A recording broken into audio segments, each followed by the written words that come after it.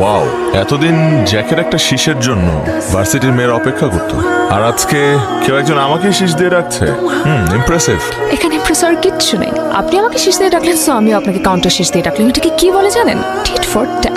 এটাকে বাংলায় বলে ইট মারলে পাটকেল খেতে হয়। পাটকেল সবাই সবাইকে মারতে পারে না। তুমি জানো সে কে?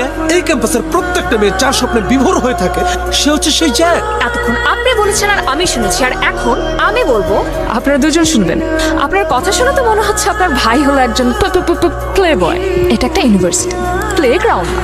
আপনার যদি এতই খেলাধুলা করার ইচ্ছা থাকে তাহলে প্লে গ্রাউন্ডে যাবেন, ইচ্ছে মতো ওখানে খেলাধুলা করবেন, নট হেয়ার, বিকজ এটা স্টাডির জায়গা। আন্ডারস্ট্যান্ড? সব জায়গায় জ্যাকের জন্য প্লেগ্রাউন্ড, কারণ জ্যাক প্লেগ্রাউন্ডে খেলতে ভালোবাসে। এখন আমি কি করব? সুন্দরী মেয়েরা তো প্লেগ্রাউন্ড ছেড়ে ভার্সিটিতে চলে আসছে, তাই তাদের ক্লাস নিতে আমারও ভার্সিটিতে চলে আসতে হবে।